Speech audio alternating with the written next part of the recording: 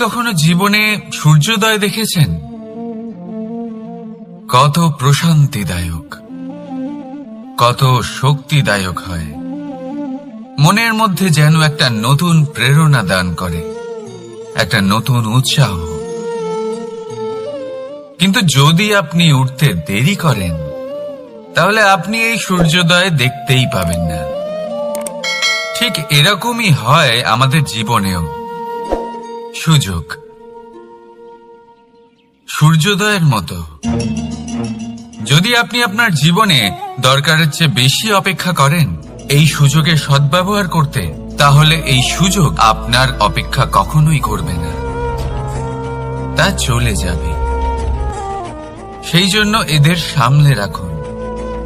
সঠিক সময় আসলে এই সুযোগের সদ্ব্যবহার করুন। নিজের কর্মকে সম্পূর্ণরূপে সার্থক করুন। এটাকে এক মুহূর্তের মতো দেখুন। যদি এরকম করেন, তাহলে জীবনও সূর্যোদয়ের মতোই হবে। এতে সন্তুষ্টি থাকবে, গৌরব থাকবে, আর থাকবে শান্তি। রাধা রাধা। আমরা জীবনে এমন অনেক মানুষকে চিনি যারা অত্যন্ত শক্তিশালী, নিজের পরীক্ষা দিতে কখনো পিছপা হন না, খুব কঠোর হন, আত্মপ্রত্যয়ী হন, কিন্তু তাও তারা সাফল্য পান না। কেন? কি কারণ হতে পারে এর? লৌহ মানবের মতো ব্যক্তিত্বের অধিকারী হওয়া সত্ত্বেও তারা সফলতা কেন লাভ করেন না? এবার এটার উত্তর তাদের ব্যক্তিত্বের মধ্যেই লুকিয়ে রয়েছে। লৌহ মানব, লোহা। আপনি কখনো লোহাকে দেখে থাকবেন অত্যন্ত শক্তিশালী, অত্যন্ত কঠিন, কিন্তু শুধু তখনই যখন সেটা শান্ত থাকে, শীতল থাকে। তাকে উত্তপ্ত করুন, তা আর কঠিন থাকবে না। তার উপরে এক আঘাত করুন আর তার আকৃতি বদলে যাবে। বুঝলেন? যদি আপনিও জীবনে নিজের শক্তি দিয়ে, নিজের নিরন্তর প্রচেষ্টা দিয়ে বড় কিছু করতে চান, তাহলে সর্বপ্রথম একে শান্ত করে রাখুন, একে শীতল করে রাখুন। জীবনে যা পেয়েছেন তাতেই সন্তুষ্টি পেতে শিখুন। এই ক্রোধের তাপে নিজেকে বদলাবেন না। চিনতে শিখুন সেই চিন্তাগুলো যা ক্রোধ বাড়িয়ে দেয়, আর সেইগুলোকে শেষ করে দিন, নয়তো সেই রাগ আপনার পতন অবশ্যই ঘটাবে। রাধা রাধা। আমরা অনেকবার লোকের থেকে এই কথা শুনেছি, জীবনে যখনই ধন অর্জন করবে বাঁচিয়ে রাখবে। কি হয়, কঠিন পরিস্থিতিতে আপনার খারাপ সময় তা আপনার কাজে আসে। কিন্তু এই কথা কি 100% সত্যি? ভাবুন, এই সমস্ত ধন যে আপনি অর্জন করেছেন, তা কি আপনাকে সুস্বাস্থ্য দিতে পারবে? এই সমস্ত ধন কি আপনাকে সুখ এনে দিতে পারবে? পারবে না, তাই না? চলুন আমি আপনাকে একটা কথা বলি। পরমেশ্বর, ঈশ্বর,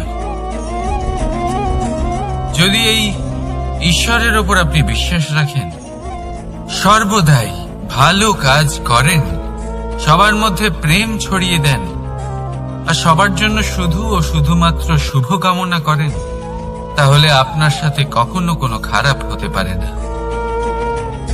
তাই সময় বদলান, সময় বদলানোর উপকরণ নয়।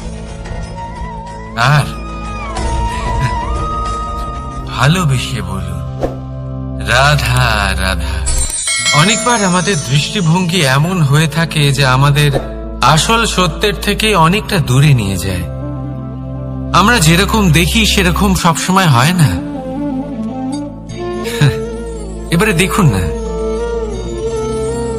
আমরা মানুষেরা, আমাদের ভালো লাগে, আমরা কোথাও গেলাম, আমাদের স্বাগত জানানো হলো, আমাদের প্রশংসা করা হলো, কেউ আমাদের দিকে হাসি মুখে তাকালো, আমাদের ভালোবাসলো, আমাদের ভালো লাগে। কিন্তু যদি কেউ ক্রুদ্ধ হয়, কটাক্ষ করে, ব্যঙ্গ করে, তাহলে আমরা তক্ষুনি তাকে নিজের শত্রু ভেবে ফেলি, তার উপরে ক্রুদ্ধ হয়ে যাই। একটা কথা মনে রাখবেন, এই হাসি সবার জন্যই হয়। আপনি তাদেরকেও হাসি উপহার দিতে পারেন যাদের আপনি চেনেন, তাদেরও দিতে পারেন যাদের আপনি চেনেন না, ছোটদের দিতে পারেন, বড়দের দিতে পারেন, সবার জন্যই হলো এই হাসি। কিন্তু ক্রোধ, ক্রোধ তাদের উপরেই আসে যাদের আমরা জীবনে কখনো হারাতে চাই না, যাদেরকে আমরা অসম্ভব ভালোবাসি, যাদের জন্য আমরা আশা করি যে তাদের জীবনের পরবর্তী সময় সব সময় সুখময় হোক, উজ্জ্বল হোক। সেই জন্য আপনার জীবনের সমস্ত সেই ব্যক্তি যারা আপনার উপরে ক্রুদ্ধ হন, কটাক্ষ করেন, জরুরি নয় তিনি আপনার শত্রুই হবেন।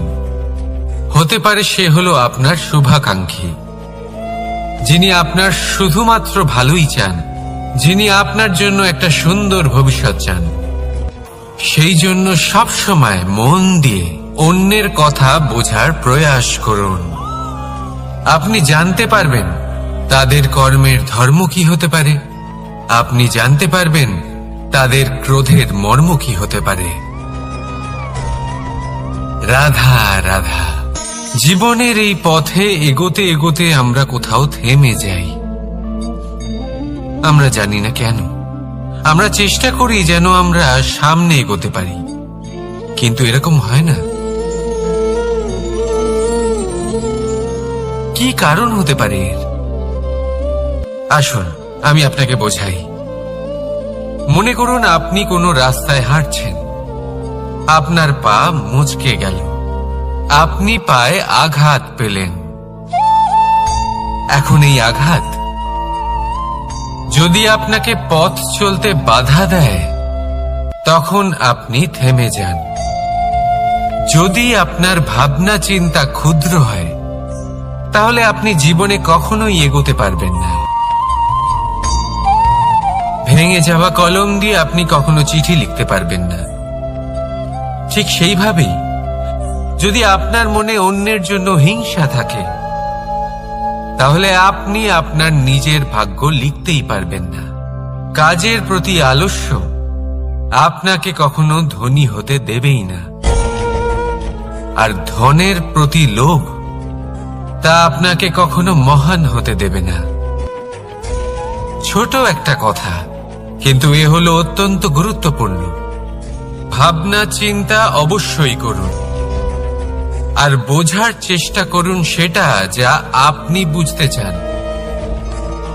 হতে পারে আপনি এমন কোনো পথ খুঁজে পেলেন যার ফলে আপনি কোনো খারাপ পথে যেতে যেতে থেমে গেলেন, বা আপনি এমন কোনো অর্থ খুঁজে পেলেন যা আপনাকে মহান হবার পথে অগ্রসর করে দিল। রাধা রাধা। অহংকার এ হলো ছোট একটা শব্দ, কিন্তু এর প্রভাব অত্যন্ত বৃহৎ হয়ে থাকে। আর সব থেকে বড় সমস্যা হলো মানুষ আজ অবধি বুঝতেই পারেনি যে এই অহংকারের বাস্তব রূপ কিরকম।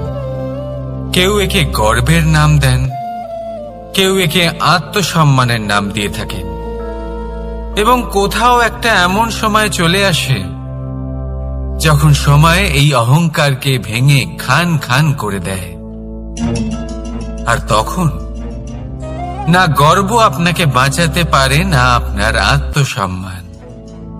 এখন যদি আপনাকে উদাহরণ দিই, তাহলে যেখানে আপনি বসে আছেন সেই ঘরেই ওপরে তাকান, সেই ছাদের দিকে।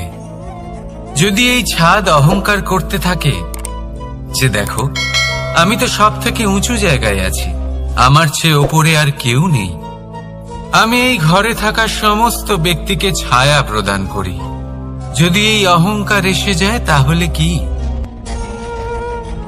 একবার ভেবে দেখুন, যদি পরের দিন তার উপর আরো একটা তলা বানিয়ে দেওয়া হয় তাহলে কি? এই ছাদ, যার নিজের উঁচু হবার অহংকার ছিল, যে সব থেকে ওপরে ছিল, সে এবার পায়ের তলায় চলে এসছে। এটাই হয়ে থাকে। মনে কখনোই অহংকার পোষণ করবেন না। যদি মনের মধ্যে কিছু রাখতে চান, তাহলে প্রেমের ভাব রাখুন, স্নেহ রাখুন। এই অহংকারকে আপনি যা ইচ্ছে নাম দিন, গর্ব হোক, আত্মসম্মান হোক, এর দ্বারা আপনার কোনোভাবেই কোনো লাভ হবে না। তাহলে এই অহংকারকে ত্যাগ করুন আর আমার সাথে ভালোবেসে বলুন, রাধা রাধা। একটা সিদ্ধান্ত। এই জীবনে একটা সিদ্ধান্তের গুরুত্ব কি হতে পারে তা কখনো ভেবে দেখেছেন? একটা সিদ্ধান্ত সেই ভিত্তি হতে পারে যা আপনার পুরো জীবনকে বদলে দিতে পারে, এই সমস্ত সংসারকে বদলে দিতে পারে, ভবিষ্যৎ বদলে দিতে পারে। এই সিদ্ধান্ত যে কোন রাস্তা চয়ন করতে হবে, সেই সিদ্ধান্ত যে কখন সামনে এগোতে হবে আর কখন থেমে যেতে হবে, সেই সিদ্ধান্ত যে কখন যুদ্ধ করতে হবে আর কখন নিজেকে পিছু পা হতে হবে। এই সিদ্ধান্ত হলো খুব গুরুত্বপূর্ণ। আর আপনি তো এই সংসারে একা নন, তাই আপনার একটা সিদ্ধান্ত শুধু আপনার জন্যই নয়, সমস্ত সংসারের জন্য গুরুত্বপূর্ণ হতে পারে। এবার এই সিদ্ধান্ত আপনারই হবে। ভাবনা চিন্তা করে নেবেন, সাফল্য পাবেন। রাধা রাধা। ভবিষ্যৎ। সংসারে এমন কোন ব্যক্তি আছেন যিনি নিজের ভবিষ্যতের বিষয়ে ভাবেন না? যে কেউ ভাবেন আমার ভবিষ্যৎ কিছু এরকম হবে, আমি ভবিষ্যতে এরকম কিছু একটা করব, এই সুবিধা থাকবে, এই আনন্দ পাবো, ইত্যাদি ইত্যাদি। কিন্তু সত্যি বলি, ভবিষ্যতের থেকে বড় ভণ্ড আর কেউ নেই। ভবিষ্যৎ আপনাকে ছেড়ে চলে যাবে, আপনি জানতেও পারবেন না। ভবিষ্যৎ আপনার থেকে আপনার বর্তমান কেড়ে নেবে। অনেক সময় আমরা ভবিষ্যতের বিষয় ভাবতে থাকি, দুশ্চিন্তা করতে থাকি, ভবিষ্যৎ দিয়ে নিজেকে এতটাই ঘিরে ফেলি যে বর্তমান কি তা ভুলেই যাই, তার বোধই আমাদের থাকে না। ভাবুন, ভবিষ্যৎ কি? ভবিষ্যৎ হলো সেটাই যা এখনো পর্যন্ত ঘটেনি। বর্তমান হলো সেটা যা এখন ঘটছে। তাহলে যা এখনো ঘটেইনি তার বিষয়ে দুশ্চিন্তা করে নিজেকে ব্যতিব্যস্ত কেন করছেন? এই বর্তমান, এটাই হলো গুরুত্বপূর্ণ। এর উপরে সমস্ত ভাবনা কেন্দ্রীভূত করুন। মনে লক্ষ্য অবশ্যই রাখুন, কিন্তু পুরো মনোযোগ শুধু বর্তমানে থাকবে। এই বর্তমানকে যদি সামলে নিতে পারেন, তাহলে আপনার ভবিষ্যৎ এমনি উজ্জ্বল হয়ে উঠবে। তাহলে আসুন আমার সাথে ভালোবেসে বলুন, রাধা রাধা। সময়। কথায় আছে, আমাদের জীবনের প্রত্যেক মুহূর্ত স্বর্ণর মতো হয়। এবার হয় আমরা একে নিজেদের কাছে রাখতে পারি, বা একে আমরা চলে যেতে দিতে পারি। কারণ এই ছোট ছোট মুহূর্তই আছে যা আমাদের জীবনকে গড়ে তোলে। এখন এই জীবন কেমন হবে তা আমাদের উপর নির্ভর করে। যদি আপনি একটা মুহূর্তের যত্ন না নেন, যদি আপনি এক মুহূর্ত ভালো না বাসেন, যদি আপনি এক মুহূর্ত স্নেহের আনন্দ না উপভোগ করতে পারেন, তাহলে দেখতে দেখতেই আপনার সমস্ত সময় নষ্ট হয়ে যাবে, আপনি জানতেও পারবেন না। অর্থাৎ এই সময় স্বর্ণ হতে পারে না।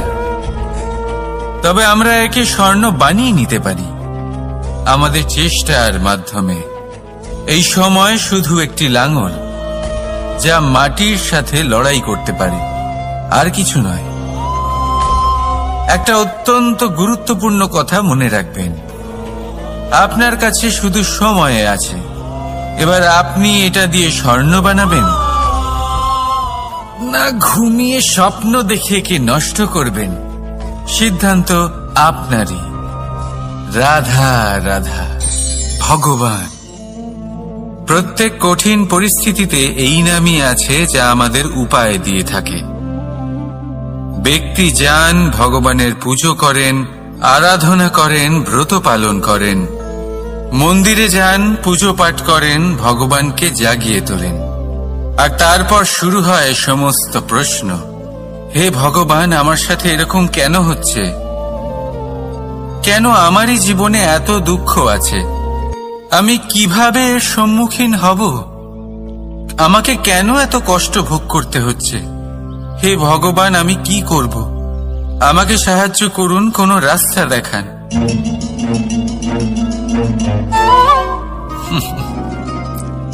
চলুন আমি আপনাকে একটা প্রশ্ন করি। মন্দিরে যাওয়ার চেষ্টা করার আগে আপনি কি জীবনে ততটা চেষ্টা করেছেন যতটা সেই সমস্যাকে দূর করার জন্য দরকার ছিল? দ্বিতীয় প্রশ্ন, ভগবানকে জাগানোর পূর্বে আপনি কি নিজেকে জাগিয়ে তুলেছেন? আপনি কি আলস্য ত্যাগ করেছেন? তৃতীয় প্রশ্ন, ভগবানকে জিজ্ঞাসা করার আগে আপনি কি নিজেকে জিজ্ঞাসা করেছেন যে আমি কেন এত অসফল হচ্ছি? যদি না করে থাকেন তাহলে সবার আগে এটা করুন। আপনি সমস্ত প্রশ্নের উত্তর পাবেন, সমস্ত বিপদের পরিত্রাণ পাবেন। অন্য কোথাও নয়, নিজের ভেতরে তাকিয়ে দেখুন। চেষ্টা করুন নিজেকে জাগিয়ে তোলার। আপনি সফল অবশ্যই হবেন, কারণ এই পরমাত্মা, ওই পরমেশ্বর, ওই পরব্রহ্ম আপনার মধ্যেই তো আছে। রাধা রাধা। না, জন্মগ্রহণের পর মানুষের জন্য এই নাম অত্যন্ত গুরুত্বপূর্ণ হয়। মাতা, পিতা, পুরোহিত সকলেই সেই অক্ষর খুঁজতে শুরু করেন যা দিয়ে আপনার নাম শুরু হবে। কিন্তু নাম আর রাশি এক হয়ে গেলেই কি সব কিছু ঠিক হয়ে যায়? কখনোই নয়, কারণ আপনার কর্মই হলো সব থেকে গুরুত্বপূর্ণ, আর কিছুই নয়। দেখুন, এই নিয়তিও আপনার কর্ম অনুযায়ী আপনার ভবিষ্যৎ সুনিশ্চিত করে। যদি আপনাকে উদাহরণ দিই তাহলে ভাবুন, একদিকে ছিলেন রাম আর অন্যদিকে রাবণ। দুজনেরই নাম শুরু হয় র দিয়ে, কিন্তু একজন পেলেন এক ভয়ানক পরিণতি আর অন্যজন সমগ্র সংসারের মনে চিরস্মরণীয় হলেন। তাহলে মনে রাখবেন, নাম নয়, কর্মই হলো শ্রেষ্ঠ। আর যদি তা শ্রেষ্ঠ হয় তাহলে আপনার নাম এমন স্থানে পৌঁছবে যা সংসারের কেউ মুছে ফেলতে পারবে না।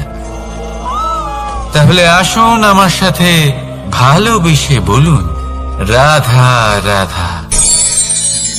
অনেক সময় যখন আমরা কর্ম করি, সাফল্য লাভ করি, কঠিন পরীক্ষায় উত্তীর্ণ হই, বড় কাজ করি, আমাদের মনে হয় এই সংসার আমাদের একটু প্রশংসা করুক, ভালো লাগে।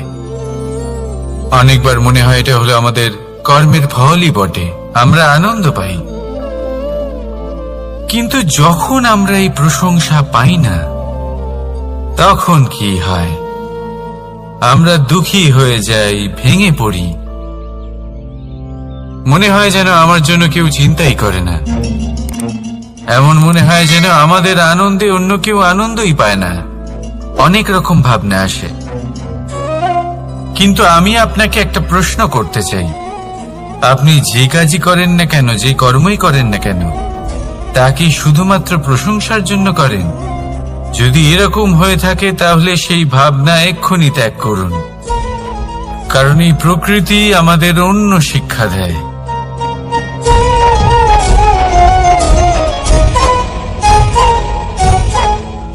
এই ফুলকে দেখুন।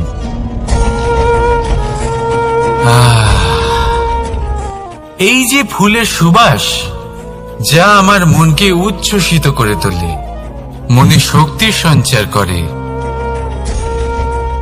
এই সুগন্ধ। কিন্তু ভেবে দেখুন, ফুলের কিন্তু এই কাজ করার জন্য কোনো প্রশংসারই প্রয়োজন হয় না।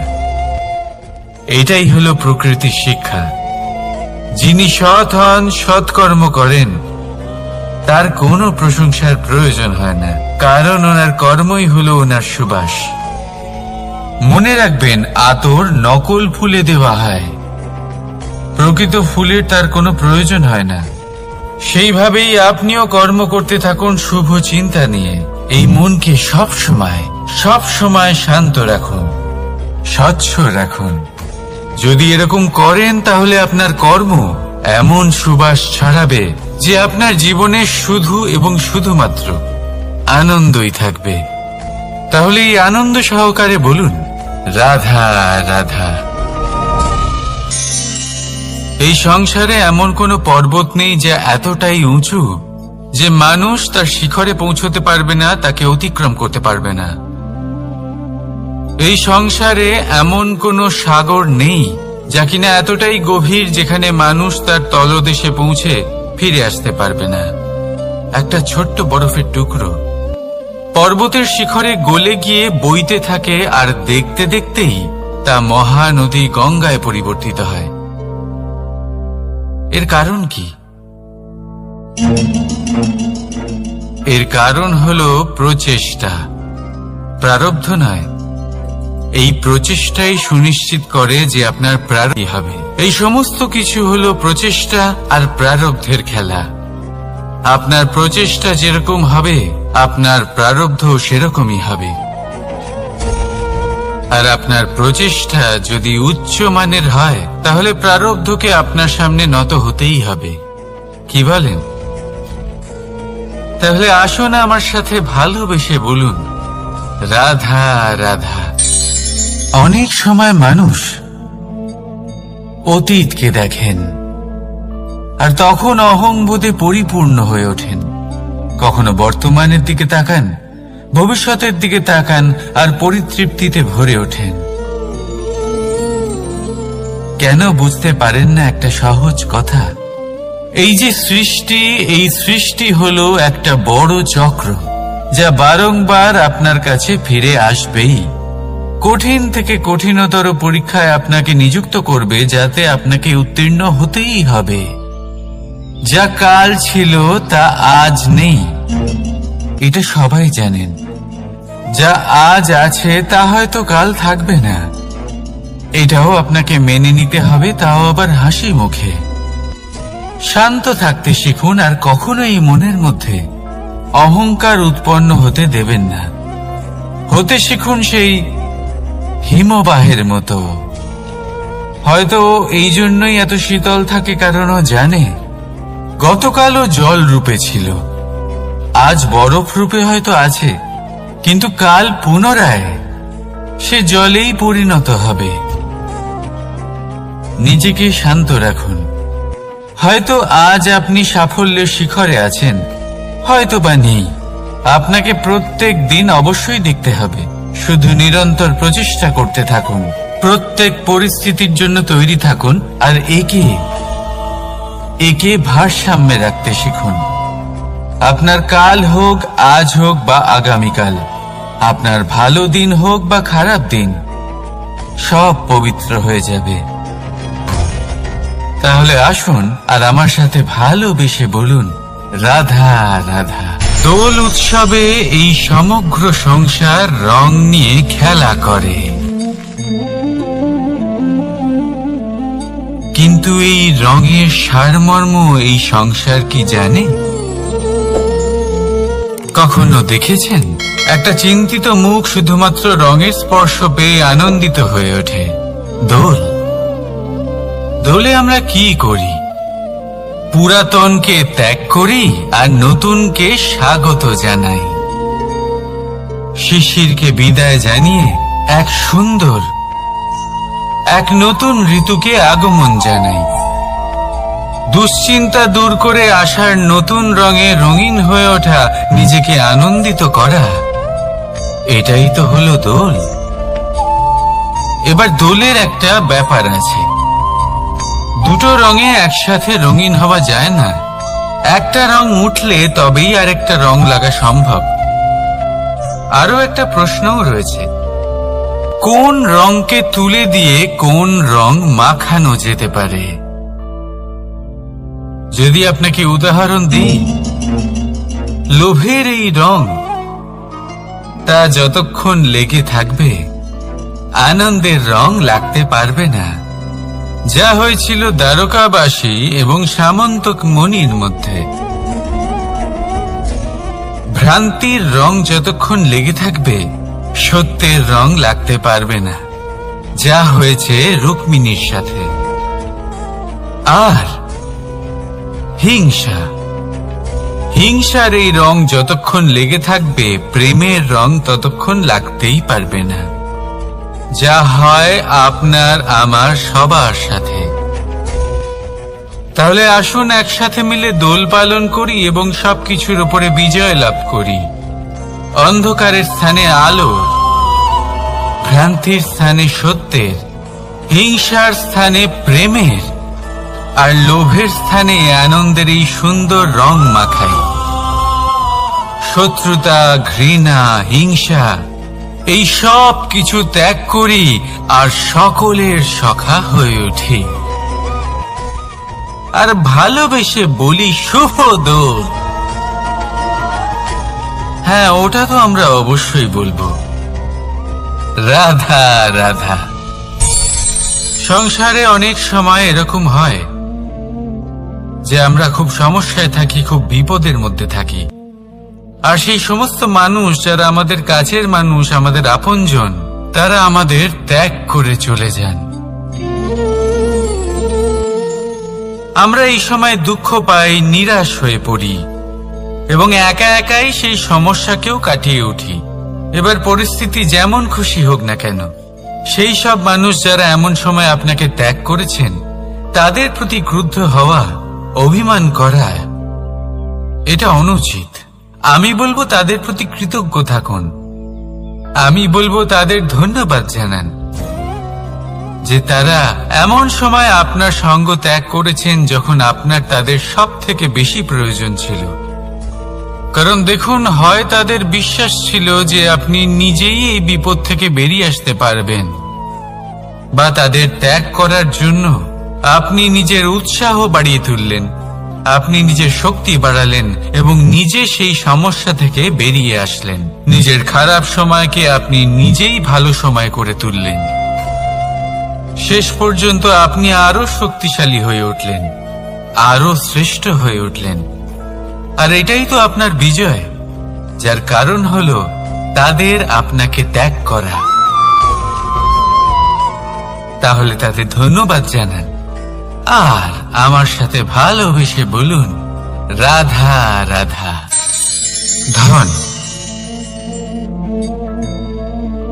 ধন হলো কারোর জন্য মোহ, আবার কারোর জন্য মায়া, কারোর জন্য হয়তো ভাগ্য, আবার কারোর জন্য কর্মের পারিশ্রমিক।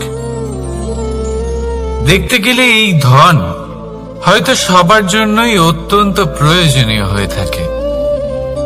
সেই জন্যই তো মানুষ নিজের সমস্ত জীবন অতিবাহিত করেন এই ধন অর্জন করার জন্য।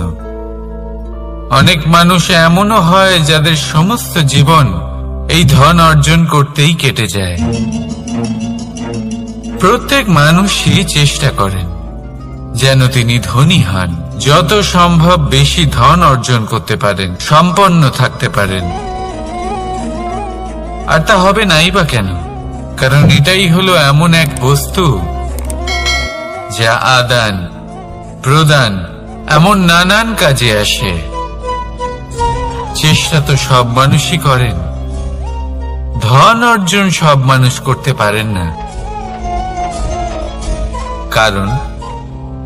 কারণ হলো এটাই যে মানুষ ভাবেন যে তার কাছে কিছু ধন এলে তারপর তিনি কিছু করে দেখাবেন,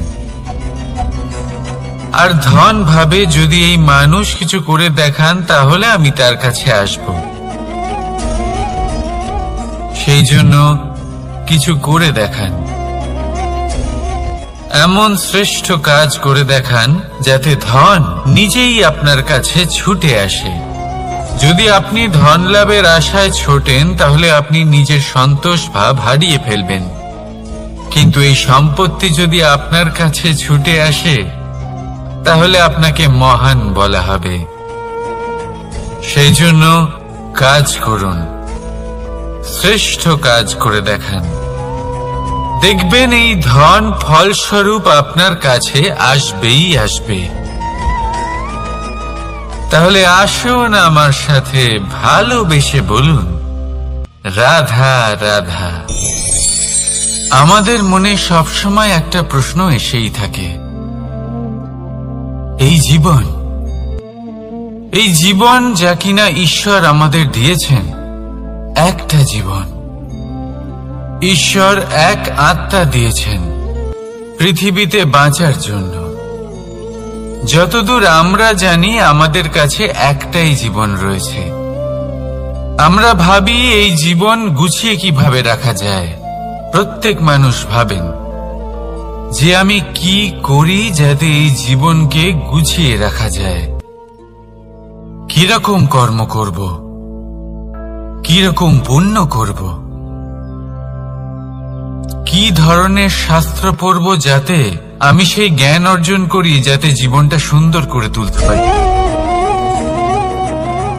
আমাদের সমগ্র জীবন কেটে যায় এই প্রশ্নের উত্তর খুঁজতে, সেই শাস্ত্র অধ্যয়ন করতে। এমন অনেক মানুষ তাও বুঝতে পারেন না।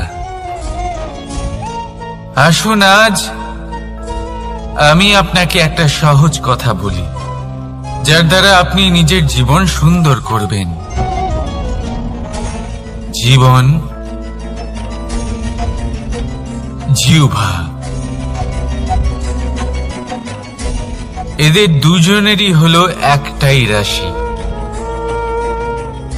জিহ্বা অর্থাৎ আপনার কথা, এই কথাকে সংযত রাখুন, একে সুন্দর করে তুলুন, মধুর কথা বলুন, যতটা সম্ভব একে নিয়ন্ত্রণে রাখুন।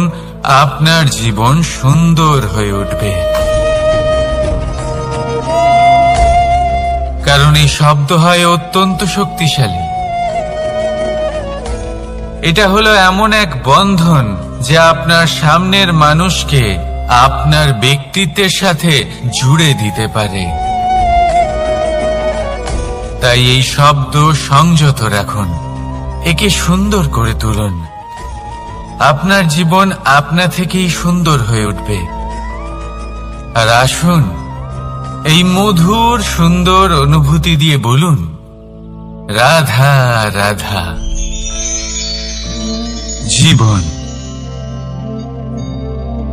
এই জীবন আসলে কি?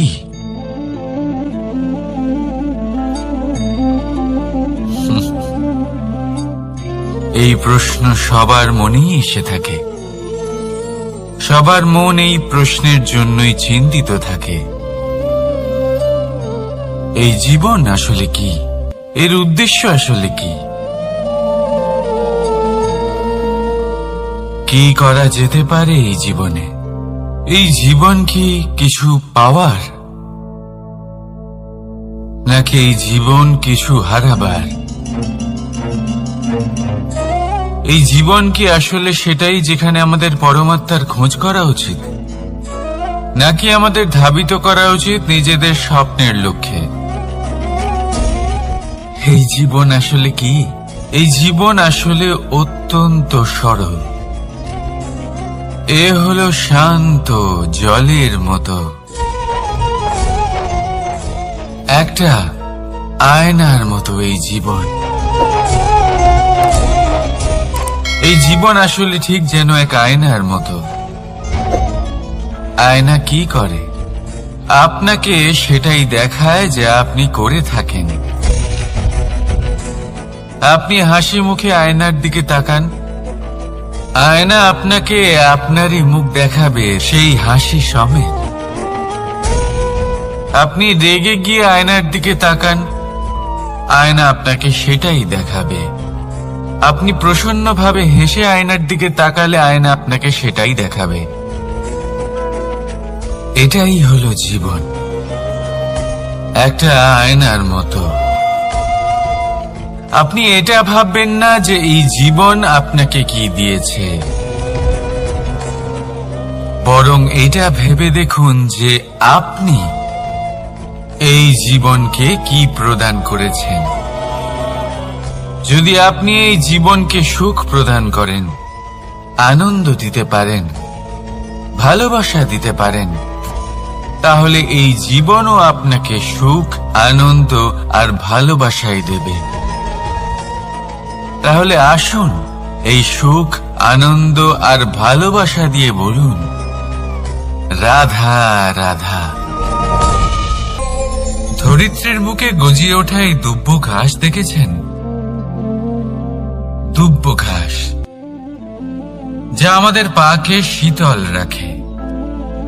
এতে যদি বসেন তাহলে মনে হবে নরম কোথাও বসে আছেন। এত ছোট হলেও কিন্তু এর মধ্যে গুণ আছে অনেকগুলি, আর যতটা ছোট এটা ততটাই বড় শিক্ষকও। কিভাবে? ভাবুন, পাতা ঝরার মরশুমের পরে সমস্ত পাতা একত্রিত হয়ে থাকে। একটা ছোট ফুলকি সবাইকে জ্বালিয়ে দিতে পারে, সমস্ত পাতা পুড়ে ছাই হয়ে যায়। কিন্তু এই ঘাসের কিছুই হয় না, সে যেমন ছিল তেমনই থাকে। কারণ কি হতে পারে? প্রথম কারণ, এরা ছোট হয়। দ্বিতীয় কারণ, এরা বিনম্র হয়, বড়ই সহজে দমে যায় এরা। তৃতীয় কারণ, এদের মধ্যে নমনীয়তা থাকে। আপনিও নিজেকে এরকমই বানিয়ে ফেলুন। কখনো নিজেই নিজেকে কারোর থেকে বড় মনে করবেন না। নিজের এই মনকে বিনম্র রাখুন। এবং সব থেকে বড় কথা, নিজের এই মনে সহানুভূতি, প্রেম আর বিশ্বাসের নমনীয়তা বজায় রাখবেন। যদি এরকম করতে পারেন তাহলে জীবন সবসময় সুখে কাটবে। রাধা রাধা।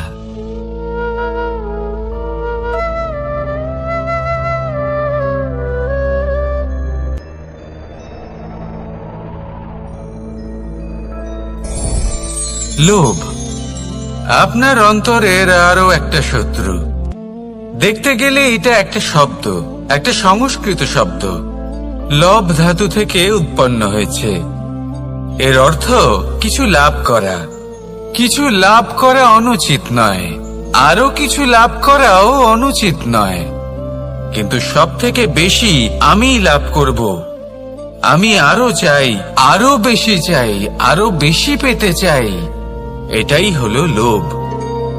আর এই লোভ যখন গ্রাস করে তখন আপনি যা পেতে চান, সে ধনই হোক বা মানই হোক, তা অর্জন করার জন্য মানুষ যে কোনো স্তরে পৌঁছে যেতে পারে।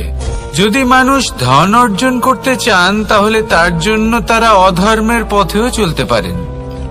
যদি সম্মান অর্জন করতে চান তাহলে অন্য মানুষকে ছোটও করতে পারেন।